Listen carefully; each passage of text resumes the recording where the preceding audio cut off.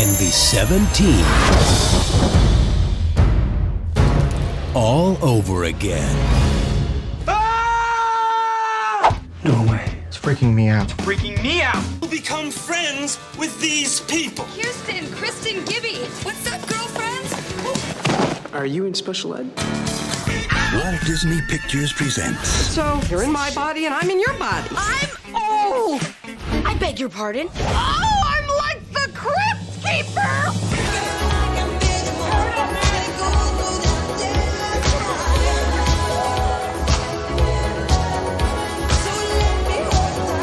Oh, yes, for sure. 17 again, Freaky Friday, Never Been Kissed.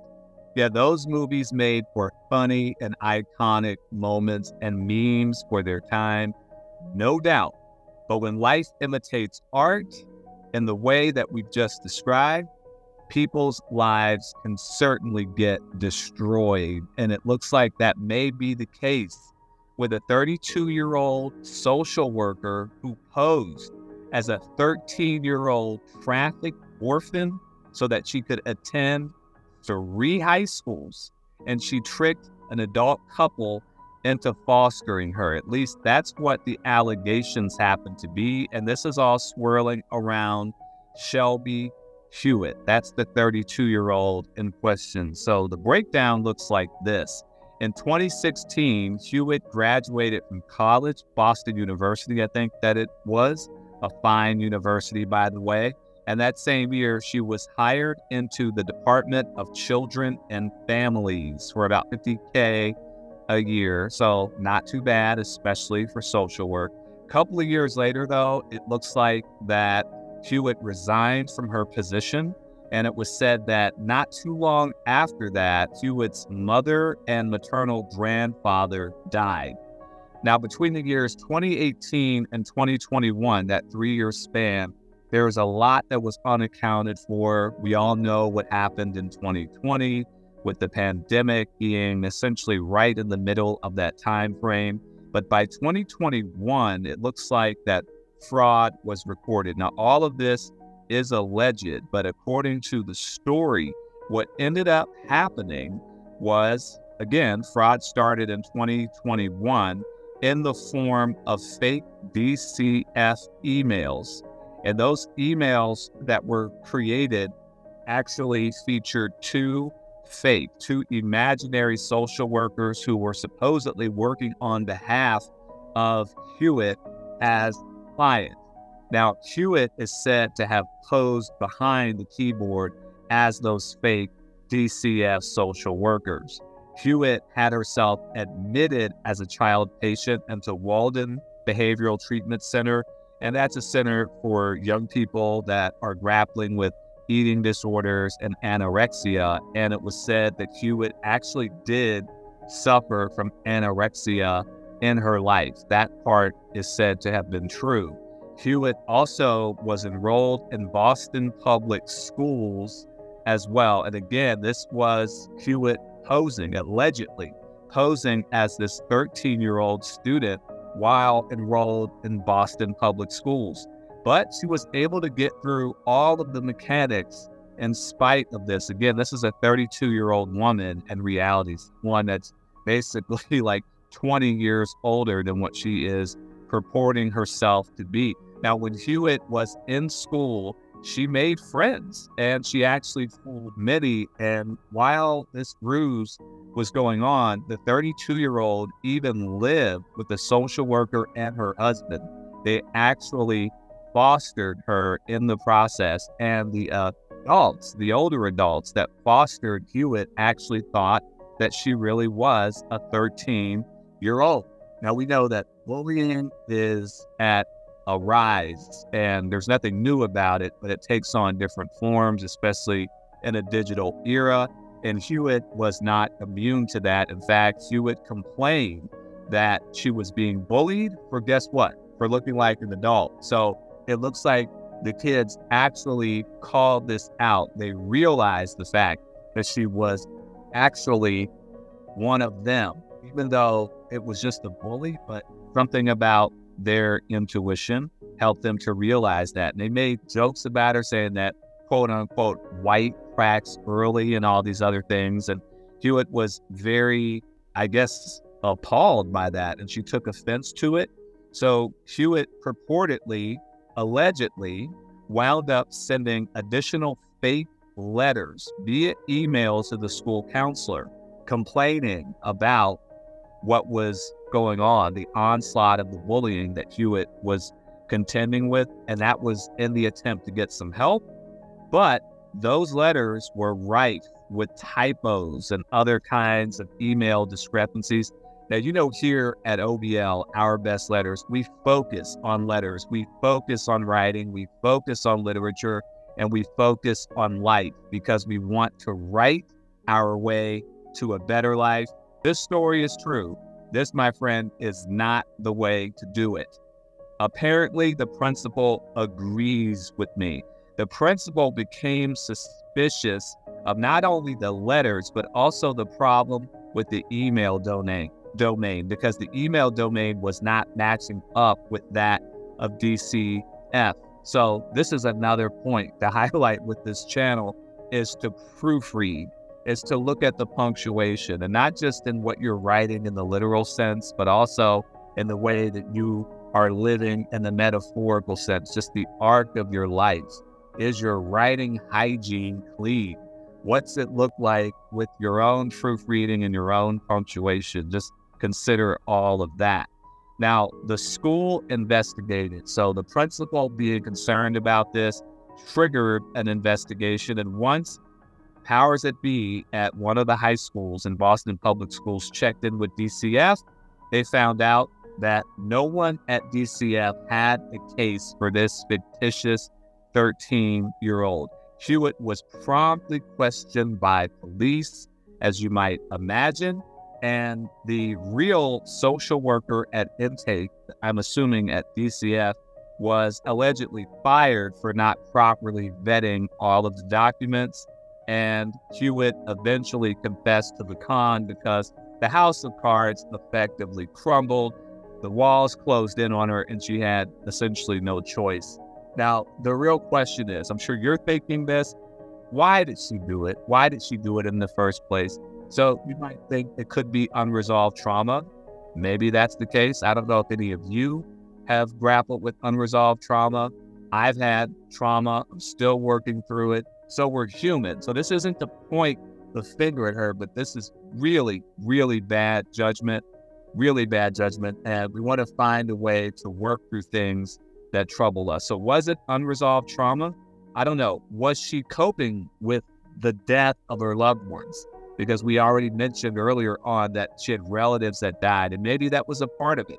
You know, Hewitt also is a person who has struggled with anorexia, and so might she have been impaired or perhaps triggered in some way that's residual from the fact she grappled with anorexia, and that just had something to do with her psyche and how she went about doing things. But you know, the bigger issue with this isn't even just limited to Hewitt, because over the last few years, similar stories have come about, and maybe you've heard about them. Put that in the comments if you have, because I did come across this. 2021, so this overlaps with the same timeline that we just looked at. 48-year-old Laura Oglesby apparently stole her estranged daughter's identity. I think it was like her social security card. And Laura allegedly posed as her daughter while in college. So she was 48, tending to be in her early 20s, even dating guys that were decades younger than her, guys that were in their 20s to keep the entire ruse up. I think she did that for years.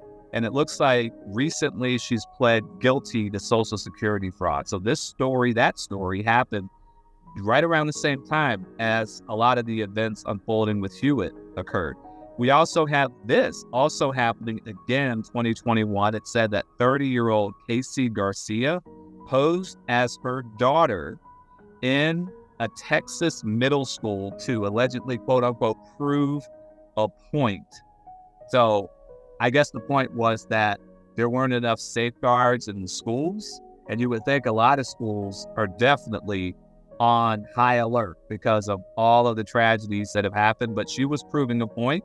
that she could just get through, and apparently she did. So you have Hewitt that was able to foil some of the safeguards and protocols in relation to social work vetting. You have Garcia, who did something similar in turn with the school where her daughter attended.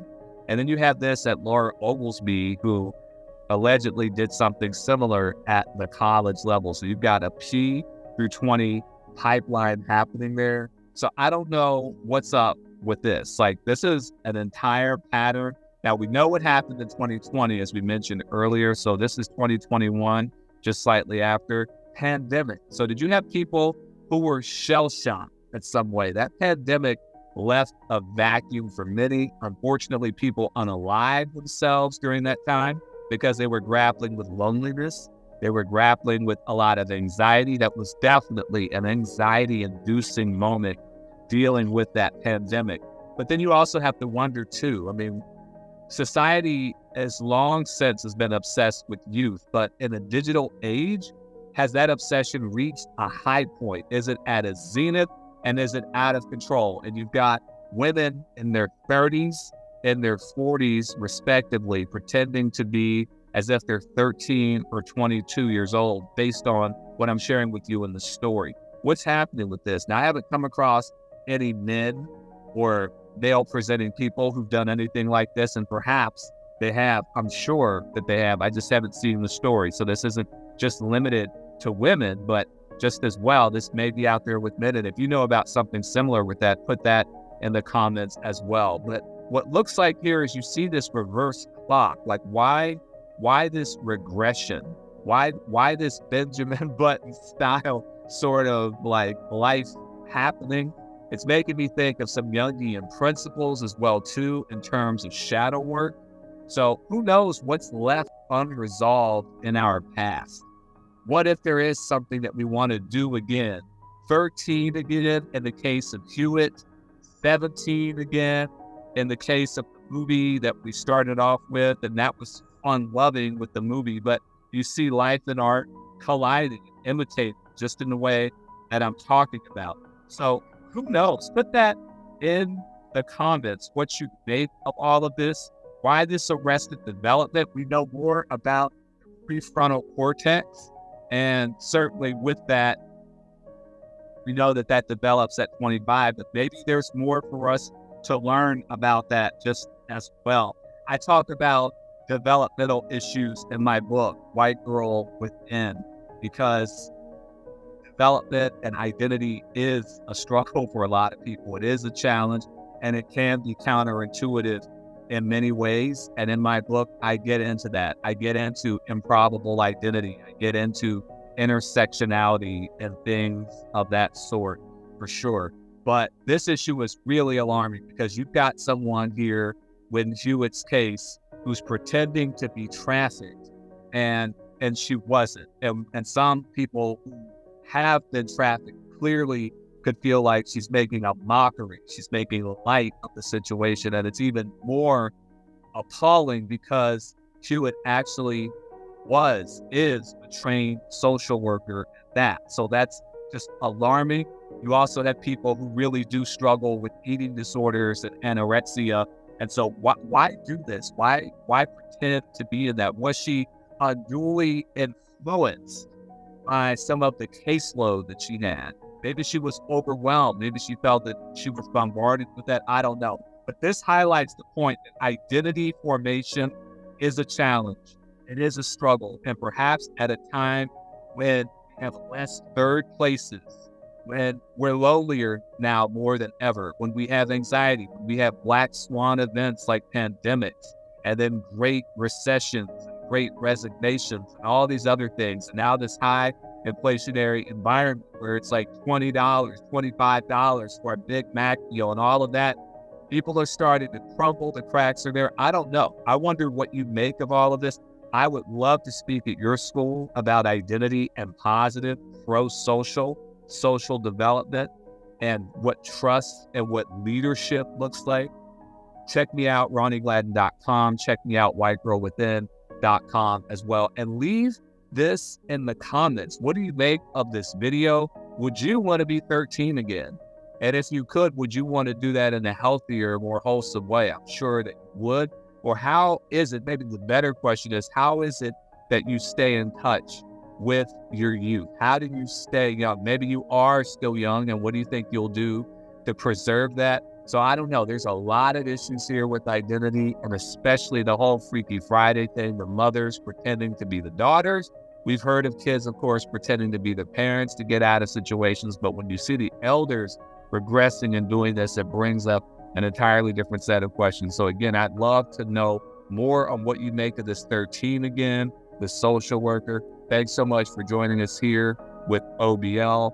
Definitely check out other episodes on this channel too. There are plenty of thought-provoking conversations, plenty much for us to process. Thanks again for meeting with me, OBLers, and of course, send me a letter. Later.